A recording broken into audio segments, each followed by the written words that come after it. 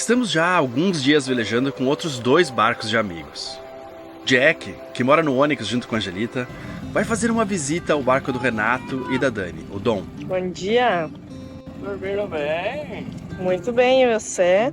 Cadê a maleta? A maleta do Jack tá aqui. Jack tá aqui. O Jack mora a bordo fazendo manutenções em outros barcos, e essa aqui é meio que uma visita de médico. Essa tal da Hellsman foi uma invenção, cara. A Dani e o Renato estão com problemas de motor, que no caso deles é o motor AP diesel, aquele que vinha na Kombi diesel, mas adaptado ao mar. Eu tive um motor desses. Valeu! E agora ele vai pra casa. Mais do que isso, na verdade, ele vai levar a casa dele pra outro lugar. A gente também, mas pra um outro rumo, como é frequente nas comunidades que se formam no mar.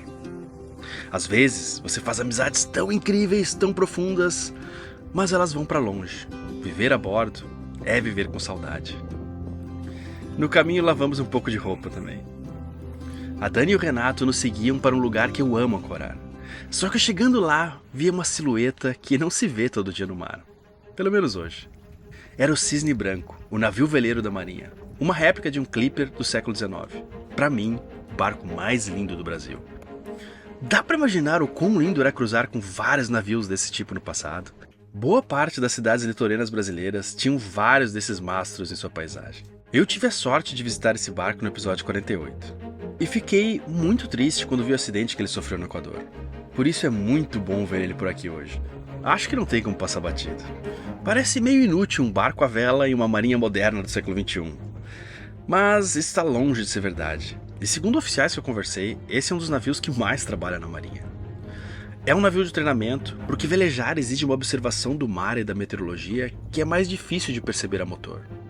E também serve como embaixada flutuante, visitando vários outros países em missões diplomáticas, vendendo coisas importantes do Brasil.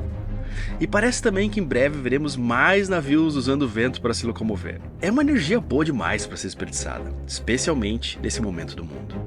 Há diversas iniciativas independentes para utilizar o vento para mover grandes navios de carga de forma híbrida, reduzindo o consumo de energia. Mas não da mesma forma que no passado, porque hoje a gente tem novos materiais, temos inteligência artificial para analisar novas rotas baseadas em meteorologia e também muita robótica que pode automatizar boa parte do processo. Um deles é o consórcio francês Neoline, que tem uma abordagem mais tradicional com velas que lembram bastante a que usamos hoje. O projeto prevê economizar 90% do combustível de um navio semelhante só ao motor. Kites gigantes estão sendo desenvolvidos por diversas empresas, entre elas a Airbus, gigante do setor de aviação. É um projeto mais modesto que consegue economizar 20% do combustível de um navio, mas é muito fácil de aplicar e já está funcionando em alguns navios. O kite é controlado por computador. E eles podem gerar energia em um ponto fixo em terra também, como uma turbina eólica, mas ocupando bem menos espaço. O projeto Ocean Bird talvez seja o mais inovador, com asas rígidas basculantes, e será capaz de economizar 90% do combustível. É um projeto sendo realizado e financiado por empresas suecas, entre elas a Administração de Transportes da Suécia, e o site do projeto diz que o primeiro navio vai velejar em 2026. O navio japonês Shofu Maru já navega entre o Japão e a Austrália com uma vela rígida retrátil, mas por ser só uma vela, reduz apenas 5% do combustível usado. E baseado no efeito Magnus, velas rotativas têm sido testadas em diversas empresas, entre elas a Maersk, a maior empresa de transporte marítimo do mundo. Essa é uma invenção bem antiga na realidade, foi inventada pelo alemão Anton Flettner há mais de 100 anos. Em 1925, o navio Buckau navegou de Danzig, na Alemanha, até a Escócia com 2 velas desse tipo. Conseguiu orçar entre 20 a 30 graus contra o vento. No outro ano, o mesmo barco, mas rebatizado de Baden-Baden, atravessou o Atlântico utilizando apenas 12 toneladas de combustível, ao invés das 45 toneladas que um barco semelhante usaria.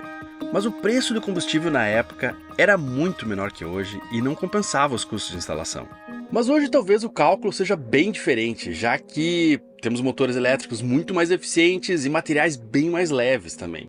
Sem falar que o preço do combustível hoje é outro, fora as questões ambientais, obviamente. Segundo essa matéria da Forbes, estamos em um grande ponto de mudança, com tecnologias prontas para serem utilizadas, mas barradas principalmente por agências reguladoras, que ainda dificultam a implantação dessas novas tecnologias. Ainda segundo a revista, essa indústria pode incluir grandes empresas como Airbus, que já está presente, Boeing, Lockheed Martin e Northrop Grumman, gigantes da engenharia aeroespacial. Afinal, não é qualquer indústria que está pensando em fazer inovação, é uma indústria gigantesca e bilhões ou trilhões de dólares estão envolvidos nisso. E uma coisa que pode dar mais uma pressão a mais é que as metas de diminuição de 30% das emissões de carbono até 2030 não estão indo muito bem nesse setor. E os navios precisam de alguma inovação que chegue meio rápido. A vela, mesmo que repaginada, com uma cara diferente no século XXI, utilizando novos materiais, robótica e inteligência artificial, tem potencial de reduzir em até 90% as emissões de carbono. Se isso vai acontecer ou não, eu não sei, eu tô só reproduzindo matérias de grandes revistas e empresas falando sobre o assunto, mas eu gostaria. Eu imagino que não vai ser 100% e também não vai ser da noite pro dia, e vai ser um misto de várias coisas, talvez não só a vela, mas a transição também do carvão pro petróleo não foi nada rápida. E em muitos casos não terminou ainda. Mas hoje talvez exista uma pressão maior do que naquela época. É um caminho que encontra barreiras no medo genuíno de problemas que toda mudança traz e também no lobby de indústrias bilionárias que não têm tanta vontade de mudar assim também. Mas tecnologias mais eficientes, mesmo que alguém tente afogar, uma hora ou outra acabam emergindo da superfície. É difícil de impedir, mesmo que demore um pouquinho. Incrível a viagem na cabeça que um encontro como esse proporciona. Chegamos no pouso, uma das minhas ancoragens preferidas na Ilha Grande.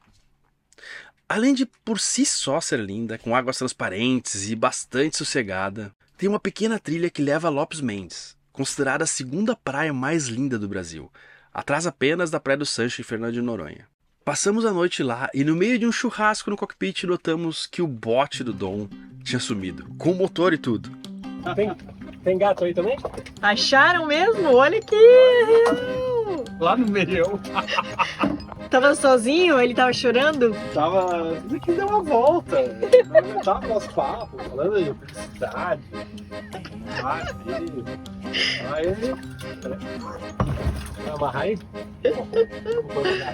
Aê! Aí, viu? Mais uma celebração, uma puta economia. Uhul! Ganhamos 10 mil reais, que maravilha. É muito legal acordar com a sensação de que você ganhou um bote e um motor novo de repente, mesmo que só tenha perdido ele por alguns minutos. Essas praias isoladas, lindas, valem muito a pena visitar de qualquer jeito, mas acordar aqui é muito, muito melhor. Vamos fazer a trilha para Lopes Mendes. Sim, novamente uma trilha. Essa muitas pessoas fazem todos os dias. Ela não é muito grande, mas tem uma subidinha para deixar muito velejador churrasqueiro dando vários bordos para um lado e para o outro para chegar até o final. A essa altura, uma postura correta da coluna já é ficção científica, mas a subida não dura para sempre. Momento da alegria, ó. Eu reclamo mais por deboche, porque eu amo fazer essas trilhas, respirar esse cheiro de mato. O cansaço é apenas um pequeno detalhe que na real faz bem. Até mesmo meter o pé no barro assim faz bem. Além do exercício, obviamente, é bom para nos deixar mais fortes, com menos frescura, preocupados com bobagens. Cansa, dá trabalho, até se pragueja um pouco. Mas o prêmio vem.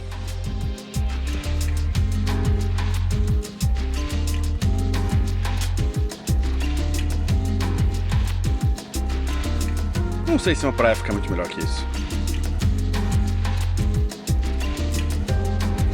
Além disso, que praia que tem jacarés? Ó a placa ali, ó. Presença de jacaré, ó. Vamos pegar. Jacaré! Mostrar que eu não tô mentindo. Não, tá saindo bolinha daqui mesmo. Aquela libélula foi um sinal que tudo bem. Libélula vermelha, você viu? Que passou por você. Lá vou eu. Esse cheiro não é muito bom. Há algumas casas aqui que estão abandonadas, ou pelo menos parecem. Essa tem até um carro dentro, um dos poucos automóveis que eu vi na ilha. Ele consegue andar em uma antiga estrada que escoava a produção de uma enorme fazenda que havia aqui na época do Império. Carroças levavam a produção aqui de Lopes Mendes, que não é uma ancoragem boa, até o pouso, onde estamos ancorados agora. Em um ponto bem perto da praia, há uma capela abandonada. Mas ainda visitaríamos um outro ponto de jacarés. Tá vendo um jacaré ali, ó? Ali, ó. Não foi dessa vez. Tem lá, amiga? Não, eu procurei. Achei que tinha, mas não tem. Sem avistamentos. Tudo bem. A gente ganha tanto visitando aqui, que é quase injusto ainda por cima ter a alegria de ver um jacaré. O jeito foi tomar um banho de mar nesse azul turquesa. E logo depois, um banho de rio para adoçar o corpo.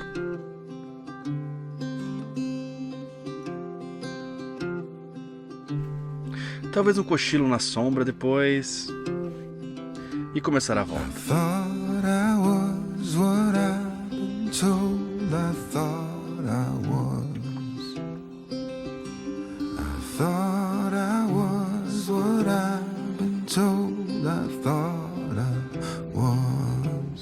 Depois a Dani e o Renato também foram embora. Então resolvemos curtir mais um pouco o pouso. Poder trabalhar do barco é ter o luxo de poder ficar aqui com calma, sem pressa de sair.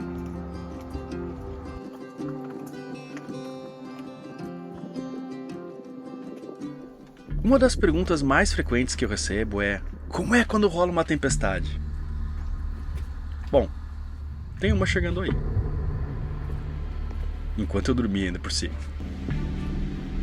É uma chuva de verão, não dura muito, mas pode ter ventos fortes e é sempre o momento de checar se está tudo ok. Parece que está caindo bastante água por lá. Tinha um pouco de vento também, por volta de 25 a 30 nós. O barco balança bastante com as ondas que ele produz. Ficamos mais atentos para ver se a âncora unhou corretamente. Mas na real, quem mora a bordo, especialmente no verão aqui no Sudeste, passa por isso quase todos os dias. Se você se acostuma, não é nada demais. O meu barco está flutuando desde 1989 e não é estatisticamente provável que justamente hoje ele vai afundar. Ainda mais comigo dentro cuidando. Na verdade, a chuva em si é bem mais preocupante em terra. Nos últimos meses, o Brasil teve uma série de desastres grandes nesse sentido. Em um barco é mais preocupante quando há ventos fortes ou ondas. Resumindo, quando vem uma tempestade, nos preparamos, fazemos o que é necessário no barco e a encaramos. Há tempestades maiores ou menores, óbvio, mas basicamente em todas elas devemos fazer o que pode ser feito e tentar relaxar. Isso vale para qualquer tempestade na vida.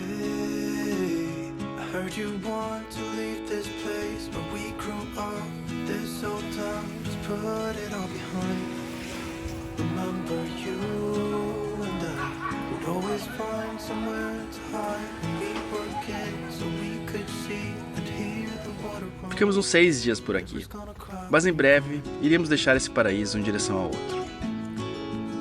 Vai dar saudade, mas viver ancorado é ter saudade de muitos lugares e ter como casa todos eles.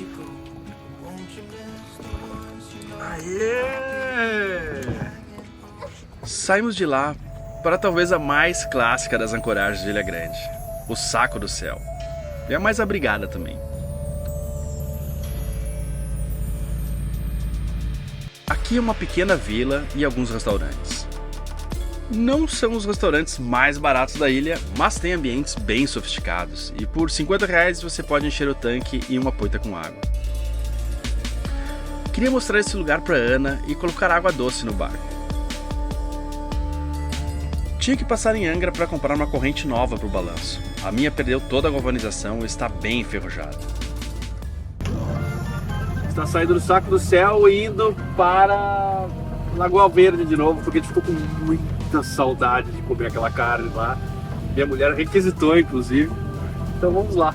O legal de se deslocar em um veleiro é que você mora nele. E a vida basicamente segue enquanto você anda. Afinal, você está em casa, especialmente se não tem muitas ondas. Tipo, cortar as unhas enquanto o piloto automático toca o barco. Eu já fiz algumas concessões à modernidade, né? A gente cortava a unha do pé com facão.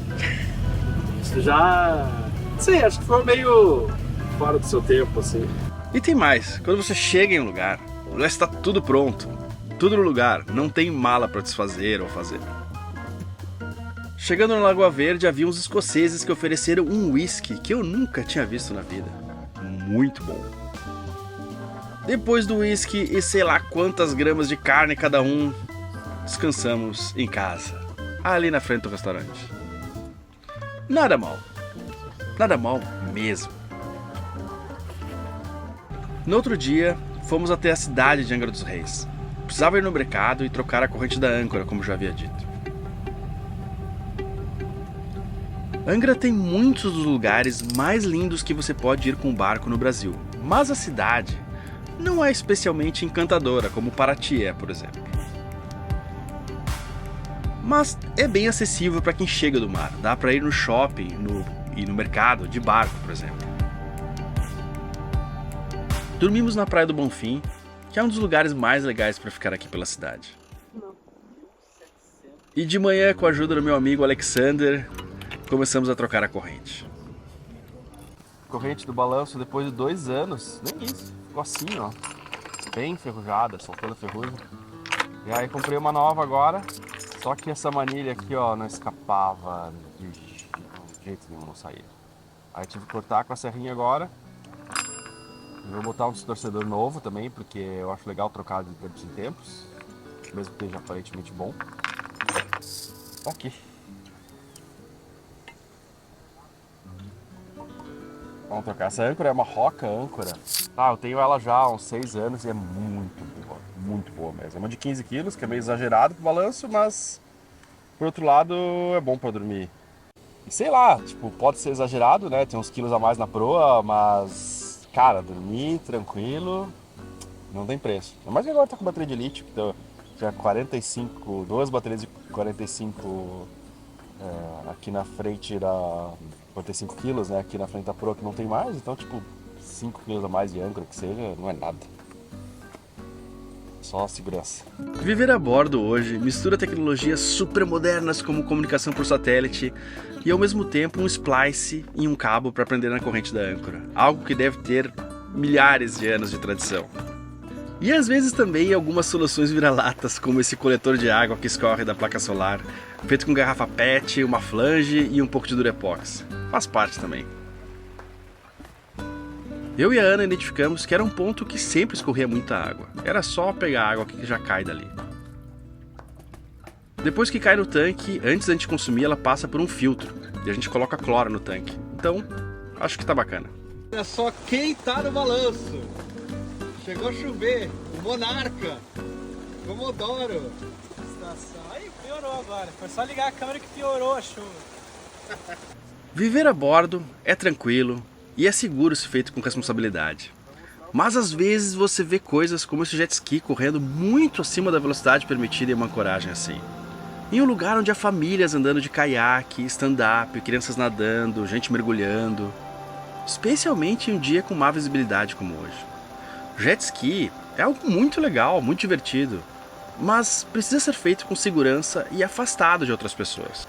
O mar dá liberdade, é fato, mas não é de graça. Ele manda uma conta que é paga em responsabilidade, cuidado.